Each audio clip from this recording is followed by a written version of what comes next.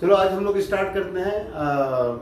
जहाँ तक पिछली क्लास में हम लोगों ने खत्म किया था वो टॉपिक था हमारे पास कि भाई अगर चार्जेस इक्विलिब्रियम पे हो या सिस्टम ऑफ चार्जेस इक्विलिब्रियम पे हो तो किस तरीके के क्वेश्चन बनते हैं, राइट ना।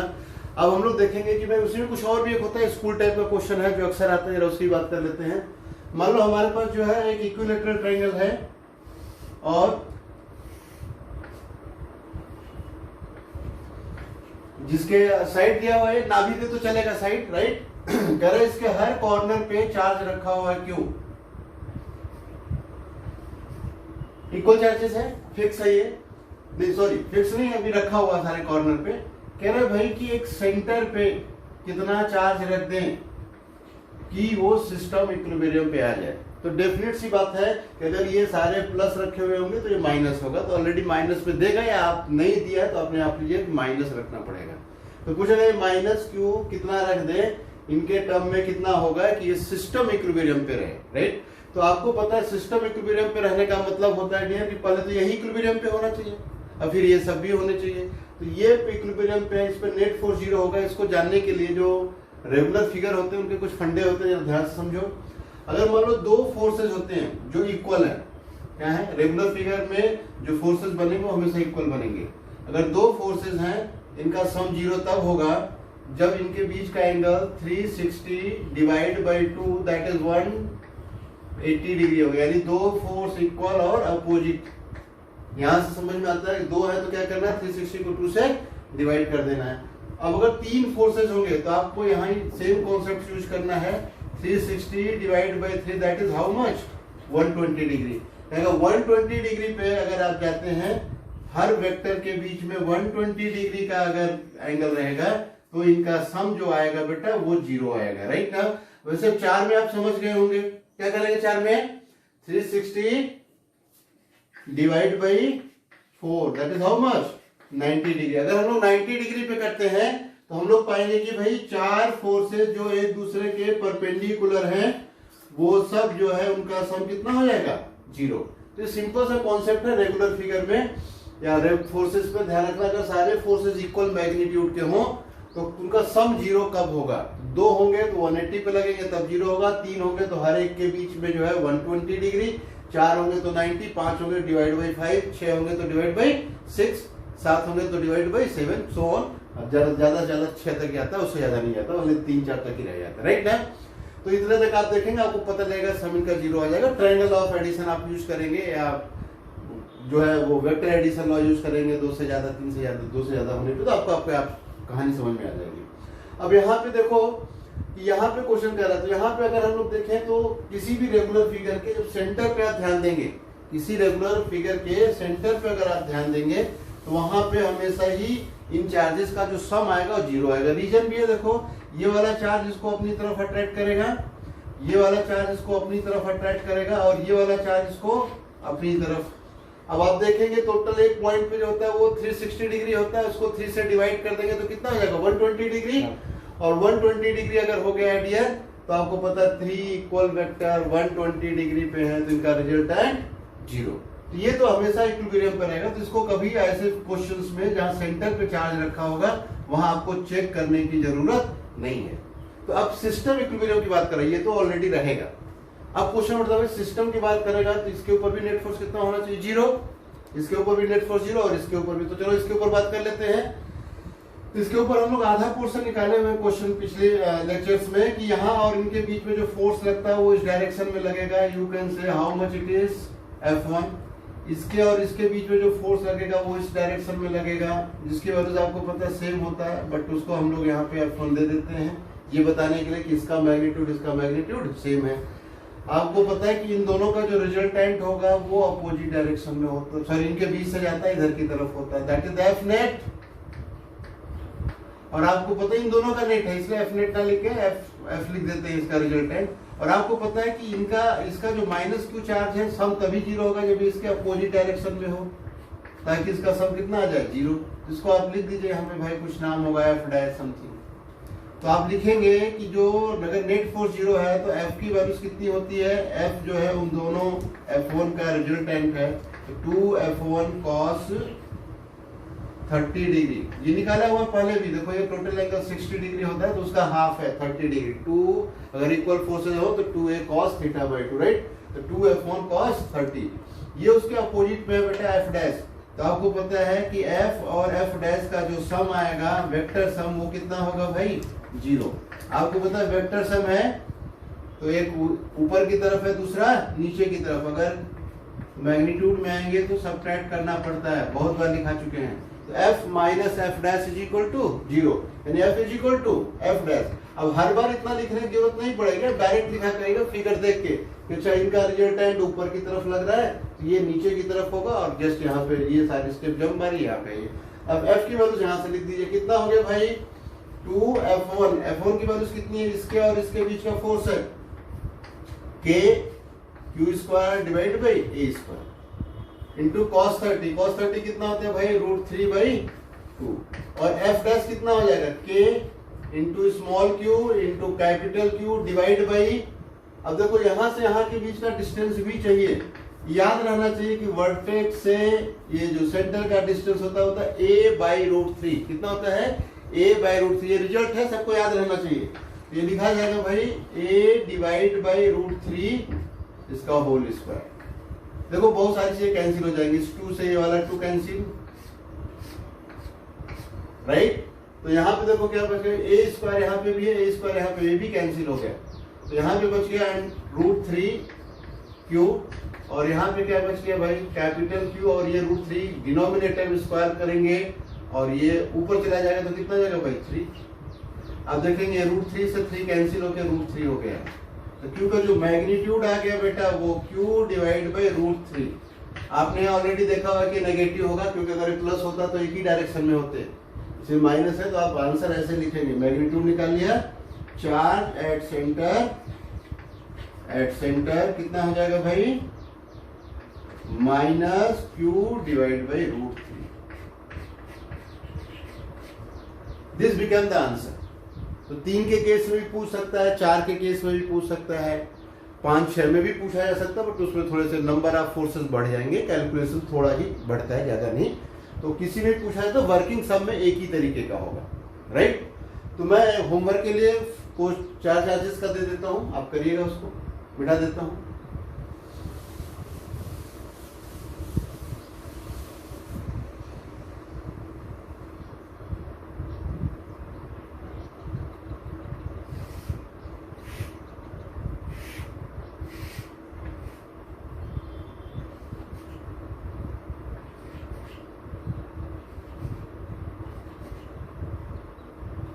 मुझे सेंटर पे कितना चार्ज रख दें कि सिस्टम इक्विलिब्रियम पे आ जाए। आपको पता अगर ये सारे प्लस हैं तो यहाँ पे जो रखना है वो माइनस रखना है। आप अपनी तरफ से दिया रहे तो भी, नहीं तो आप माइनस अपने आप लगा लेंगे। अगर ये सारे माइनस में दिए होते तो इसको क्या रख लेते प्लस, इज इट ओके। अब कोई कहे सर ये प्लस ये माइनस होता है ऐसा, तो वो सिस्टम इक्विलिब्रियम में कभी नहीं आएगा, राइट। तो ध्यान रखना ये सब हमेशा ही बराबर रहेंगे रेगुलर पॉलीगन में, राइट। या तो प्लस रहेंगे सारे के सारे, या माइनस और मैग्नीट्यूड में भी इक्वल रहेंगे, तभी रिजल्टेंट 0 आएगा। ये हो गया डियर -q यहाँ पे रख दिया आपने। अब इसके ऊपर फोर्स निकालना किसी एक के ऊपर और उसको 0 कर देना। आपको ले लेना अपनी तरफ से कि ये साइड A है, ये भी साइड कितना है A है। यहाँ से यहाँ के बीच का जो डिस्टेंस है वो आपको पता लग गया होगा, टोटल होता है √2a, उसका आधा A डिवाइड बाई √2। तो इसका फोर्स लिखिएगा इधर की तरफ, इसका फोर्स लिखिए इधर की तरफ, सेम मैग्नीट्यूड का होगा इसलिए मैंने F1 ही लिख दिया, डायरेक्शन दिखा रहे हैं। तो ये A डिस्टेंस पे, ये भी A डिस्टेंस पे, चार्ज Q है, चार्ज Q है इन दोनों का। उसके बाद इसका वाला फोर्स होगा भाई रिपल्सन का इधर की तरफ, उसको आप F2 दिखाइए। और इसका जो फोर्स होगा -q चार्ज का, इसका जो होगा वो इधर की तरफ, इसको आप F3 दिखा दीजिए। और कुछ खास नहीं करना है। इन दोनों का रिजल्टेंट पहले भी निकाला है, ये वाला फोर्स हम लोग पहले भी निकाल चुके हैं कि इन तीनों का सम इसके ऊपर कितना आएगा, इसी डायरेक्शन में जितना आता है ये उसका अपोजिट हो जाएगा। तो यहाँ पे इन दोनों का सम इधर की तरफ कितना 2f1 cos 45 डिग्री, कितना होगा 2f1 cos 45 डिग्री। अब नेट फोर्स 0 करना है, तो यानी कि इधर वाले फोर्स इधर वाले फोर्स के बराबर होगा। तो 2f1 cos 45 plus F2 is equal to F3। Values रखना, आंसर आ जाएगा। इसके आगे का सोल्व मैं छोड़ दे रहा हूँ क्योंकि F1 की वैल्यूज पता है आपको, F2 की वैल्यूज भी पता है, ये डिस्टेंस ले लेना √2a, और F3 की वैल्यूज भी पता है, ये वाला डिस्टेंस लेना a/√2। वैल्यूज रखिए, सॉल्व होकर अपने आप क्यू की वैल्यूज आ जाएगा। मैग्नीट्यूड आएगा, बाद में माइनस आप लगा देंगे। अब आप इसको एक्सटेंड करके 6 पे ले जा सकते हैं। एक हेक्सागन है, अब जिनकी इच्छा करेगी वो करेंगे, सबके लिए जरूरी नहीं कि आप इसको करिए, क्योंकि कैलकुलेटिव ज्यादा कैलकुलेटिव वैसे भी नहीं है। सभी पे क्यों दिया रहेगा, पूछेगा कि सेंटर पे कितना चार्ज रख दे, सिस्टम इक्विलिब्रियम पे आ जाए। तो आपको पता होना चाहिए किसी एक के ऊपर फोर्स निकाल लेना, इसी को पकड़ लेना, इनके फोर्स होंगे, इनके होंगे, इसका होगा, इसका भी होगा वैसे ही, और एक फाइनली इसका भी होगा इधर की।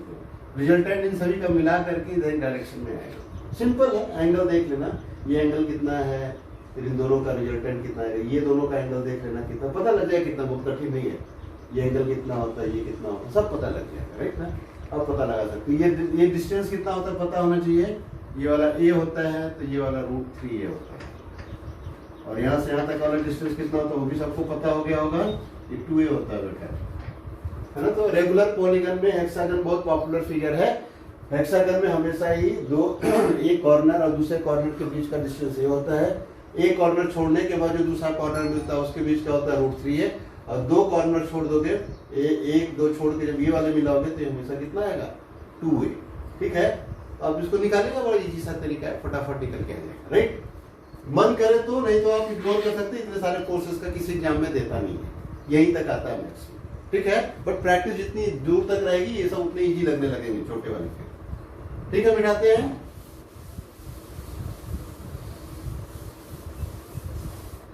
अब जब लिखते हम लोग भाई टाइप ऑफ इक्विलिब्रियम, क्या लिखेंगे, टाइप ऑफ इक्विलिब्रियम।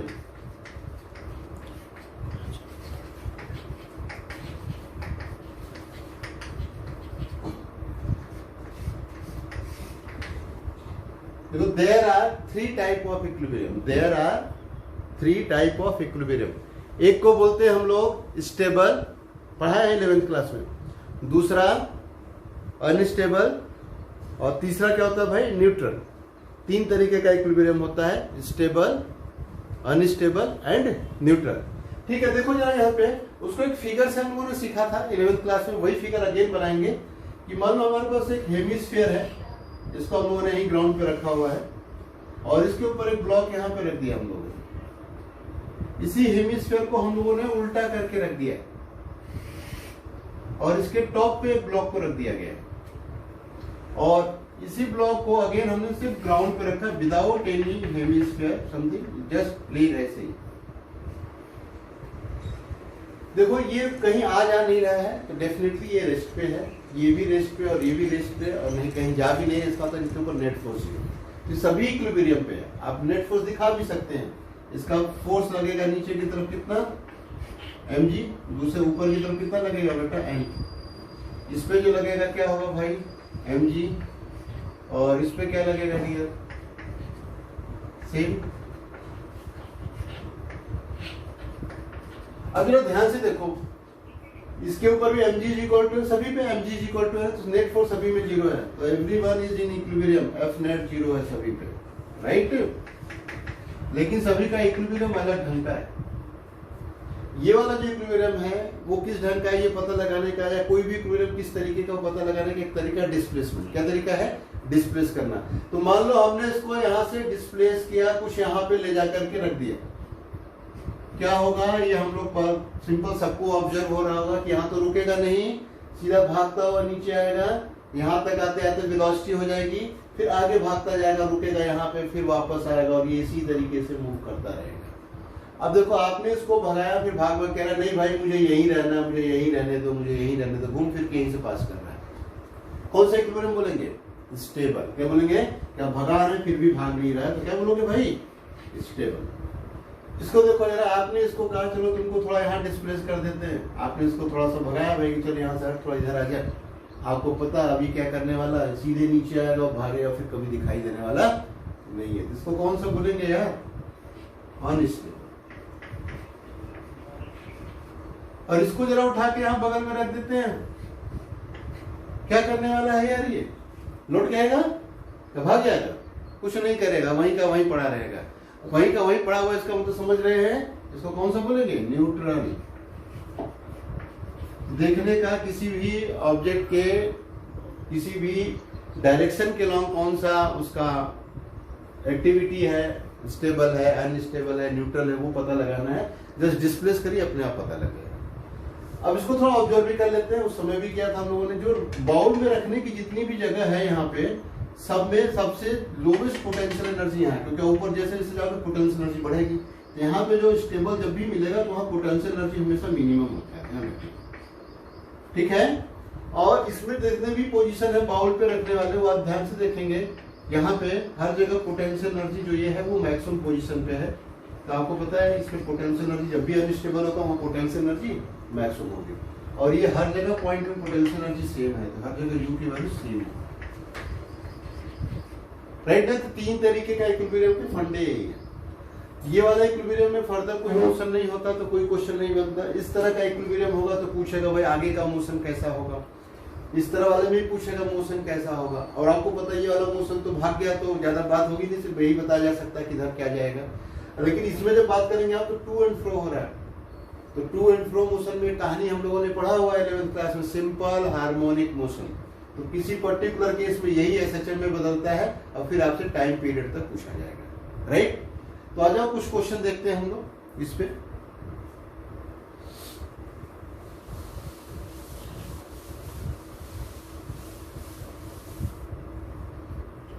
अब मान लो हमारे पास जो है ना दो चार्जेस रखे हैं यहाँ पे, Q, यहाँ पे भी Q रखा हो, ये दोनों फिक्स है। एक थर्ड चार्ज हमने मिड पॉइंट पे पूछा, थर्ड चार्ज कहाँ पे रख दें क्यों इक्विलिब्रियम पे होगा। तो हम लोग को पता है ये भी Q है, ये भी Q है, बराबर चार्जेस हैं, सिमिलर टाइप के हैं, तो मिड पॉइंट पे रखना पड़ेगा। और वो रख दिया हमने, मान लो प्लस रख दिया। अब अगर आपसे जनरल पूछे कि ये वाला, ये तो फिक्स करके रखें, इसको फिक्स नहीं किया हुआ, राइट। हमने पूछा कि ये बताओ भाई कि इसका इक्विलिब्रियम कैसा है। तो इलेक्ट्रोस्टैटिक्स में चूंकि रेडियल फोर्स रखता है, इसलिए कभी जनरल किसी का पूछा जाए तो एक ही इक्विलिब्रियम होगा। कौन सा होगा? वो अनस्टेबल, कभी भी स्टेबल नहीं होगा, हमेशा ही अनस्टेबल होगा। लेकिन तो इसका मतलब जिसका आंसर फिक्स हो, जनरली पूछा नहीं जाएगा कि कैसा इक्विलिब्रियम होगा, राइट। उसमें ना लाइन के अलाउंग पूछा जाएगा कि इधर डिस्प्लेस कर दे तो बताओ ये कैसा मूव करेगा, उधर डिस्प्लेस कर दे तो कैसा मूव करेगा, एक एंगल दे करके एक पर्टिकुलर डायरेक्शन देकर पूछेगा, राइट ना। क्योंकि यही इक्विलिब्रियम ना इस डायरेक्शन के अलाउंग देखोगे तो अभी देखेंगे हम लोग, ये आपको ना दिखाई देगा स्टेबल में, और इस डायरेक्शन के अलाउंग अगर हम लोग देखेंगे ना तो अनस्टेबल दिखाई देगा। तो इन जनरल स्टेबल का मतलब होता है चाहे जिधर फेंक दे हमेशा ही लौट के आना चाहिए, तभी उसको स्टेबल बोलते हैं। जैसे बाउल वाले केस में हम लोग किसी भी डायरेक्शन में डिस्प्लेस कर दे, इधर जैसे बाउल समझो, यहाँ भी रखेंगे तब भी लौट के आएगा, यहाँ रखेंगे तब भी लौट के आएगा, इधर रखेंगे तब भी लौट के आएगा, ऐसे ऐसे करेगा। तो स्टेबल का मतलब चाहे जिधर रख दे आप लौट के आना चाहिए, राइट ना। यहाँ ऐसा नहीं होगा, इसलिए इन जनरल अगर पूछता है इलेक्ट्रोस्टैट में कहीं जहाँ पे रेडियल फोर्सेस है कि कौन से टाइप का इक्विलिब्रियम होगा, तब तो जनरल सा आंसर होता है भाई अनस्टेबल। बट वो पूछेगा भी नहीं क्योंकि फिक्स आंसर है। तो आपसे ये पूछेगा कि अच्छा बताओ, इसका मैं नाम दे देता हूँ बेटा, ए पॉइंट पे रखा हुआ, ये बी पॉइंट पे रखा हुआ है। अब क्या पूछेगा जरा उसको देख लेते हैं हम लोग। इसमें ये पूछेगा कि फाइंड, अब मैं इक्विलिब्रियम ही लिख देता हूँ, हालांकि मोशन पूछता है। फाइंड, आप इक्विलिब्रियम से मोशन समझ जाएंगे, टू एंड फ्रो है या भागने वाला है, राइट ना। Find type of equilibrium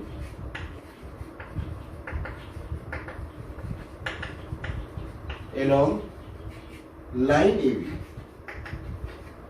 along line AB। इसका मतलब अब डियर कि along line AB के along अगर हम डिस्प्लेस कर दे तो इसका मोशन कैसा होगा, प्रैक्टिकली ये क्वेश्चन पूछना है, ठीक है। इसको हमने टाइप ऑफ इक्विलिब्रियम नाम दे दिया है ताकि आपको पता लग जाए कि कौन सा है, फिर उसका क्या निकालना है, राइट। अब इसको करेंगे कैसे, तो आपको हमेशा ना क्या करना पड़ेगा कि इसको डिस्प्लेस करना पड़ेगा। तो जरा ध्यान समझो, अभी आपको पता है इसका जो इधर की तरफ फोर्स लग रहा है, इसका इधर की तरफ लग रहा है, इक्वल और अपोजिट है, कैंसिल किए हुए इक्विलिब्रियम है, चेक करना पड़ेगा डियर, राइट। अब मैं यहाँ नीचे बना के चेक करता हूँ। अब इसी को मान लो हमने ना, ये था हमारे पास Q, ये था Q हमारे पास जो फिक्स थे A और B पे, और ये मिड पॉइंट था। अब हमने मिड पॉइंट का डिस्टेंस मान लो ए है, कुछ ले लेते हैं, तो इसको हमने यहाँ पे डिस्प्लेस कर दिया। कितना डिस्प्लेस है ये x, यहाँ रख के यहाँ पे रख दिया। अब आपको पता है यहाँ से डिस्टेंस कितना हो जाएगा, a प्लस एक्स, और यहाँ से कितना डिस्टेंस हो जाएगा dear, a minus X, right ना। अब देखो आपने डिस्प्लेस किया हुआ है राइट वर्ड, ध्यान रखना है, थोड़ा ध्यान से इसको एक बार दो बार समझिएगा ताकि ये समझ में आ जाए। इसको आपने डिस्प्लेस किया किधर की तरफ, राइट वर्ड। अब देखो जरा ध्यान से, अगर राइट वर्ड किया है तो a प्लस एक्स लिखा है आपने, तो इसका जो फोर्स है मैं लिख रहा हूँ एफ ए के नाम से, ताकि आपको क्लियर रहे किसका फोर्स है। देखो ये प्लस चार्ज था, इसको यहाँ पे ये वाला चार्ज इसको रिपेल करेगा और इधर की तरफ फोर्स लगाएगा, that is the F A, rightward. B वाला इसको रिपेल करेगा, किधर की तरफ फोर्स लगाएगा, इधर की तरफ, that is known as F B. अब आपसे पूछे कि बताओ भाई कौन सा इक्विलिब्रियम होगा। अब इन दोनों फोर्सेस से पता लगेगा कि लौट के आने वाला है कि भाग जाने वाला है, राइट ना। अब देखो इससे डिस्टेंस हो गया है ज्यादा, तो फार्मूला तो आपको पता है भाई, K into Q into capital Q by R square एक फार्मूला होता है। आर जहां पे ज्यादा होगा वो फोर्स हो जाएगा छोटा, आर ज्यादा होगा तो फोर्स क्या हो जाएगा, छोटा हो जाएगा। तो इसका वाला फोर्स छोटा है, एफ ए छोटा है, यहाँ क्या पता लगा आपको, एफ ए छोटा है, और कौन सा फोर्स बड़ा हो गया, एफ बी।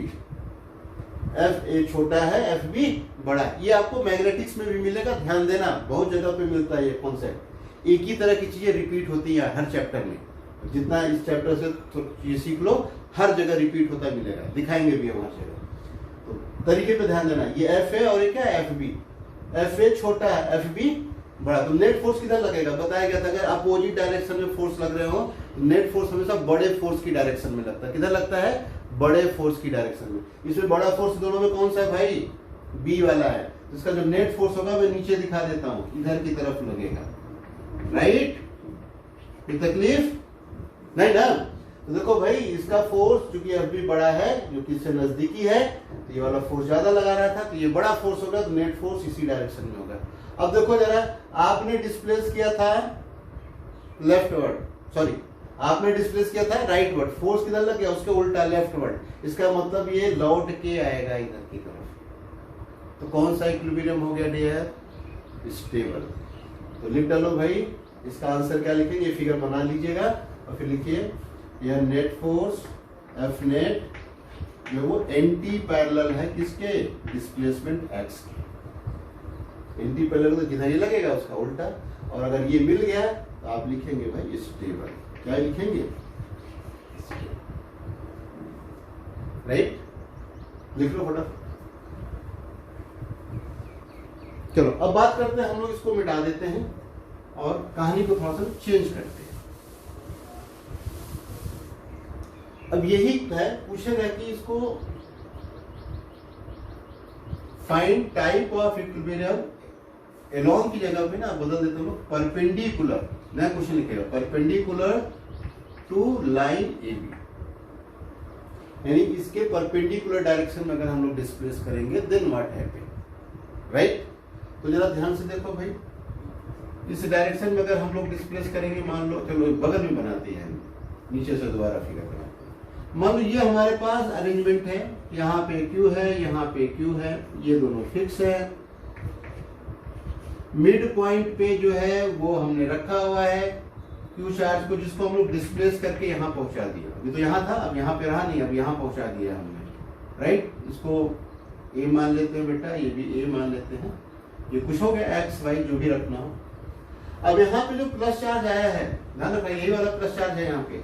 अब ये देखो, ये क्या करेगा, कहेगा भाई मेरा तो रिपल्सन, राइट। ये वाला भी कहेगा सर मेरा भी रिपल्सन। जो रिपल्सन होने वाला है इन दोनों का, वो आपको पता है, ये हो गया। इसका आप लिखेंगे कुछ F1, इसका भी लिख दीजिए F1। क्यों लिख रहे हैं F1, क्योंकि आपको पता है ये वाला डिस्टेंस हो जाएगा, इसमें भी अंडर रूट ए स्क्वायर प्लस एक्स स्क्वायर, इसमें भी ये डिस्टेंस उतना ही है, ए स्क्वायर प्लस एक्स स्क्वायर। तो मैग्नीट्यूड दोनों फोर्स का बराबर होगा। तो जिनके मैग्नीट्यूड बराबर है, डायरेक्शन चूंकि मैं अलग अलग दिखाई रहा हूँ, उसमें नाम सेम रख दे रहा हूँ ताकि आपको पता लग जाए कि हाँ भाई चलो ये मैग्नीट्यूड भी इक्वल है। अब आपको पढ़ाया गया है कि अगर ये दोनों फोर्स इक्वल मैग्नीट्यूड के हैं तो इनका रिजल्टेंट इनके मिडल से जाएगा ऐसे, this is F net, right. अब देखो जरा आपने डिस्प्लेस किया था ऊपर की तरफ एक्स से, और नेट फोर्स भी किधर आया है, ऊपर की तरफ, यानी पैरेलल। अब ये रुकेगा नहीं, आपने थोड़ा सा डिस्प्लेस कर दिया, भागता चला जाएगा, राइट ना, स्ट्रेट लाइन सीधा। तो अब यहाँ पे आप देखेंगे कि लिखेंगे यहाँ भाई कि यहाँ पे जो नेट फोर्स हुआ है that is the parallel to X. आपने जिधर डिस्प्लेस किया उसी के पैरेलल है, तो इक्विलिब्रियम कौन सा लिख दोगे भाई, अनस्टेबल। तो आपको ये तरीका हमने बताया कि जस्ट आप प्लस हो माइनस हो चेक करिए, उसको डिस्प्लेस करके पता लगाइए कि उसका इक्विलिब्रियम किस तरीके का होगा, ठीक है। अब इसी क्वेश्चन में मैं होमवर्क के लिए दे देता हूँ ताकि दो आप खुद ही पता लगा के हमको बताएंगे, कमेंट बॉक्स में लिखना, चाहे वो मैसेज कर देना। अगर ये माइनस क्यू हो दोनों क्वेश्चन में, ये वाला इसके पहले वाले में भी, तो दोनों का आंसर क्या होगा। अगर ये वाला चार्ज माइनस क्यू हो तो दोनों का आंसर क्या होगा। हालांकि कभी मैं एग्जांपल में ले लूंगा क्योंकि बहुत फेमस क्वेश्चन है, वो मल्टीपल जगह रिपीट भी होगा, ठीक है। तो चलो आ जाओ बात करते हैं आगे।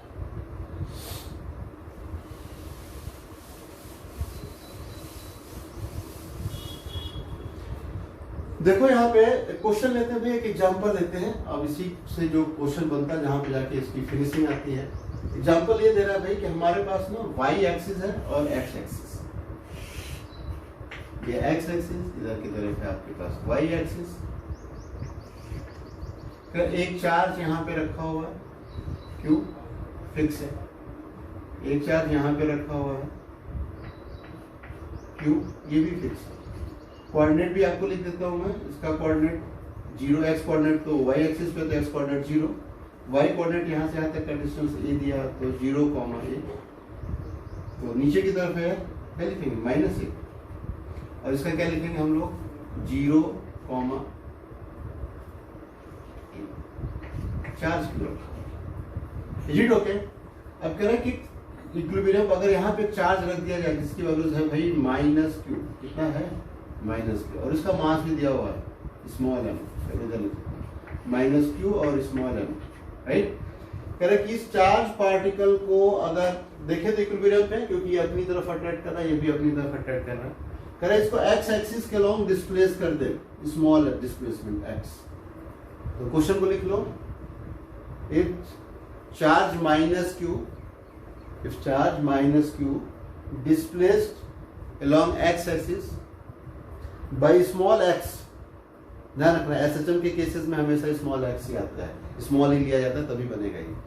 पूछा कि now -q charge is displaced along x axis by small x, then find time period of its motion, then find time period of its motion। तो 99% क्लियर है ना, सिंपल हार्मोनिक मोशन होगा, राइट ना। अब इसी ये क्वेश्चन पूछा हुआ ऑब्जेक्टिव में आया हुआ है, जेई में भी आया है और वो नीट में भी आया था एक बार की देखा है। तो जब जेई वाला क्वेश्चन हमें याद आ रहा है वो देखो जरा सा। जेई में क्वेश्चन ये था कि यहाँ पे क्यू रखा था, यहाँ पे क्यू, और यहाँ पे जो है ना प्लस वाला रख दिया था, और पूरा इधर डिस्प्लेस कर देंगे। ऑप्शन बताया था इसका मोशन कैसा होगा, राइट। और एक बार जो है शायद नीट में आया हुआ था, उसमें से -q रखा था और इधर डिस्प्लेस किया था, पूछा था इसका मोशन कैसा होगा। ऑब्जेक्टिव में ऐसे ही आएगा, मोशन कैसा होगा। टाइम पीरियड निकालने के लिए थोड़ा प्रोसेस देना पड़ता है। तो अब देखेंगे हम लोग -q वाला देख लेते हैं, सिंपल सा तरीका, दोनों भी बताए थे। अब देखो जरा यहाँ पे डिस्प्लेस करके नेट फोर्स देखना होता है, उसी से पता लगेगा कि स्टेबल है कि अनस्टेबल। स्टेबल हमेशा टू एंड फ्रो करेगा, तो आप बोलेंगे ऑक्सिलेटरी, और ऑक्सिलेटरी में अगर SHM पूछ दिया तो या तो आपको याद होना चाहिए, नहीं तो आपको कैलकुलेट करके ही निकालना पड़ेगा। लेकिन ऑब्जेक्टिव में ऑप्शन में रहता है, तो बेसिकली ये एज्यूम किया जाता है कि आप समझ जाएंगे चीजों को कि ये इसका ये कन्वर्ट हो जाएगा, और कैसे समझेंगे आपको हम बताते हैं। देखो जरा आप कह रहे हैं कि भाई इसको हम लोग एक्स से डिस्प्लेस किया, तो था एक्स स्मॉल बोला है, लेकिन हम लोग थोड़ा सा बड़ा ले रहे हैं क्योंकि फिगर में दिखाना है। तो यहाँ पे पहुंच गया ये चार्ज, तो यहाँ पे था, कहाँ पहुंच गया इस जगह पे, जिसके वजह से -q है, राइट ना। अब देखो ये वाला चार्ज इस चार्ज को अपनी तरफ अट्रैक्ट करेगा, कुछ फोर्स लगाएगा।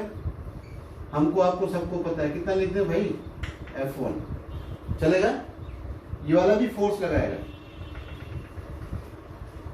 आपको पता है ये डिस्टेंस सेम है, चार्ज भी सेम है, तो आप इसका भी फोर्स इधर की तरफ लगा लीजिए, कितना डियर बोलो, और F1 ही लिख लेते हैं। ये एंगल नहीं पता है बेटा, मान लेते हैं कुछ होगा थीटा, इज इट ओके? तो रिजल्टेंट फोर्स कितना होगा, what is the F net, what is the F net, 2F1 cos theta, right, 2F1 cos theta इधर की तरफ आएगा। आपने डिस्प्लेस कितना किया था, x, है ना, नेट फोर्स इन दोनों का इधर की तरफ आएगा, इज इट ओके? अब जरा ध्यान से समझना यार, ये F नेट है, जब हम लोग इधर की तरफ लौटेगा तो आपको समझ में आएगा कि ये जो मोशन है वो वापस आने वाला है, that is the stable equilibrium, और स्टेबल में आप बोलेंगे टू एंड फ्रो करेगा। कौन सा मोशन करेगा, to and fro, that is known as oscillatory motion. ऐसा मत बोल देना, कौन सा बोलना, ऑक्सिलेटरी मोशन। अब जब कभी भी ना ये x स्मॉल दिया रहेगा, अभी देखेंगे जब ये x स्मॉल हो जाएगा तभी ये SHM में कन्वर्ट होता है। तो ध्यान से समझना है, जब भी ऑक्सिलेटरी मोशन मिल जाए और ये लिखा हुआ वहां पे एक लाइन मिल जाए कि x बहुत छोटा है, स्मॉल डिस्प्लेस किया गया है, तब समझ लेना कि वो ऑक्सिलेटरी SHM में कन्वर्ट होना ही होना है, इज इट ओके? तो चलो यहाँ पे बात करते हैं हम लोग। तो ये डिस्टेंस है, यहाँ पे पता है 0, x का, तो ये डिस्टेंस a है, ये भी डिस्टेंस a है, और ये हो जाएगा under a square plus x square. अब SHM के रूल आपको याद होंगे।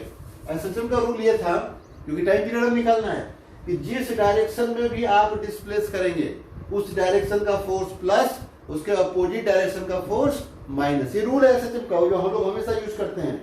तो यहाँ पे देखो, इसको हम लोगों ने राइट वर्ड डिस्प्लेस किया था, तो इस डायरेक्शन का फोर्स प्लस, इसके अपोजिट वाला माइनस। तो आपको पता है नेट फोर्स नीचे की तरफ लगा हुआ है, सॉरी अपोजिट डायरेक्शन में लगा है, जिसको हम लोग बोलेंगे माइनस। तो नेट फोर्स ऐसे लिखेंगे, F नेट जो आया है dear, that is minus of 2F1 cos theta. तो माइनस का रीजन समझ में आना चाहिए, जिधर आप डिस्प्लेस करेंगे हमेशा उसके उल्टा। अब net force is equal to Newton, साहब भाई बताई गए कि net force is equal to mass into acceleration use करिए, और यहाँ पे 2F1 के वैल्यूज इनके और इनके बीच का फोर्स ही है, तो क्या लिखोगे, K Q कैपिटल Q, इसका स्क्वायर, स्क्वायर करेंगे तो रूट हट जाएगा, a square plus x square into cos theta. Cos theta को देखो यहाँ से देख के क्या लिखोगे, बेस डिवाइडेड बाय हाइपोटेनस, तो x divide by under root a square plus x square. यहाँ से आप देखेंगे, अच्छा a से कंफ्यूजन ना हो जाएगा, इसको बदलो, d कर दो, कोऑर्डिनेट बदल दो, क्वेश्चन हर जगह बदलना पड़ेगा भाई। चलो यहाँ पे देखो, तो ये डिस्टेंस को d नहीं तो एक्सेलरेशन और एक ही रहेगा, तो तुम लोग कंफ्यूजन हो जाएगा, इज इट ओके? तो ma is equal to 2 this and this. अब यहाँ पे आप देखेंगे कि एक्सेलरेशन की जो वैल्यूज आ गई वो हो गया minus 2k into Q into capital Q into X divide by m, और ये हो गया d square plus x square whole to the power 3/2, 1 plus half 3/2। अब देखो यहाँ तक अगर बात करेगा तब तो आप बोलेंगे कि भैया अभी केवल ऑक्सिलेटरी मोशन होगा, टाइम पीरियड न बता पाएंगे हम लोग। हाँ, लेकिन अगर ये पूछ दे कि भाई ये बताओ कि x बहुत बहुत छोटा है d से, x बहुत बहुत छोटा है d से, अगर x बहुत बहुत छोटा है d से, तो आपको पता है डियर कि d square plus x square become d square, right ना? तो अब यहाँ पे लिखेंगे a is equal to minus 2k q into capital Q divide by m, और d स्क्वायर 3/2 करोगे बेटा तो जाएगा d cube into X. SHM का I think everyone know the standard equation, a is equal to minus omega square X. याद होगा 11th में पढ़े हम लोग, a is equal to minus omega square X. तो ओमेगा की वैल्यूज आ गई भाई, कितना है ओमेगा, अंडर रूट 2 के का जनरली वैल्यू लिखा रहता है वो 4 पाई एप्सिलॉन नॉट, हम के में ही लिख रहे हैं, q into capital Q divide by m D q. Omega आ जाए बेटा तो आपको पता है कि आप कैसे लिखेंगे, टाइम पीरियड होता है 2 पाई बाई ओमेगा, और t is equal to 2 pi under root m D Q divide by 2 k Q.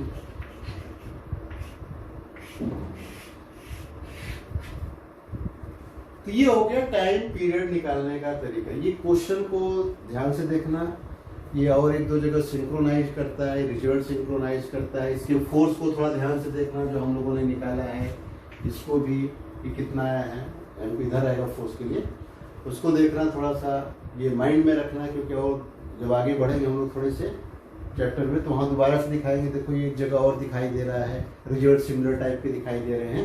तो ये काम थोड़े से चीज़ों को जितना आप रिवाइज करते रहेंगे साथ साथ उतना आपको बेटर रहेगा, आपकी आगे की कहानियाँ बड़ी ईजी होती चली जाएगी। क्योंकि ये चैप्टर में जो कुछ भी पढ़ेंगे आगे के 2-2, 3-3 चैप्टर में रिपीट होना है, ठीक है, सेम तरीके से।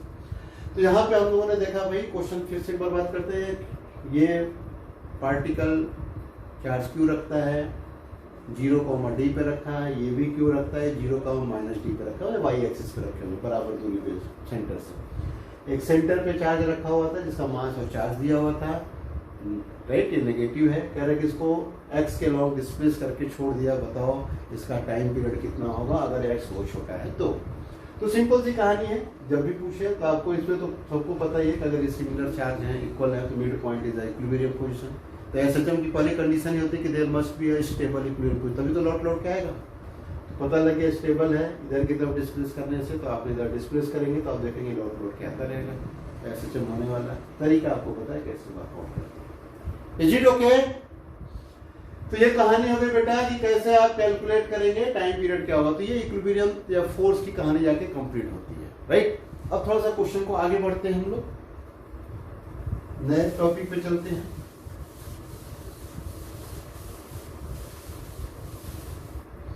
अब यहाँ पे एक क्वेश्चन और एराइज होता है।